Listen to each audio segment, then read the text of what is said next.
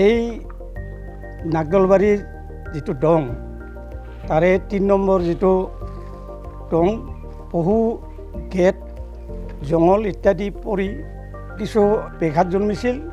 গতিকে এই চাফা কৰাৰ কাৰণে ইতিমধ্যে 15 লাখ টাকা গ্ৰেণ্ট কৰিছে আৰু এই 15 লাখ টাকা খৰচ কৰি 1700 মিটাৰ ইতিমধ্যে গেট পৰিষ্কাৰ কৰা হৈছে আৰু জংঘল আদিও পৰিষ্কাৰ কৰাৰ পাছত যথেষ্ট পানী চলাচল কৰাত সুবিধা হৈছে আৰু এই ডঙৰ যি ভাটি অঞ্চলত পানী দিবলগীয়া আছিল ব্যৱস্থা আছিল এইটো বেছ সুন্দৰ হৈছে আৰু যথেষ্ট খেতিয়কে পানী পোৱাৰ ব্যৱস্থাটো পাইছে। তাৰ কাৰণে এই BTRৰ চিফ মাননীয় প্ৰমোদ বৰ তেওঁক আমাৰ ফালৰ পৰা ধন্যবাদ জনাইছোঁ।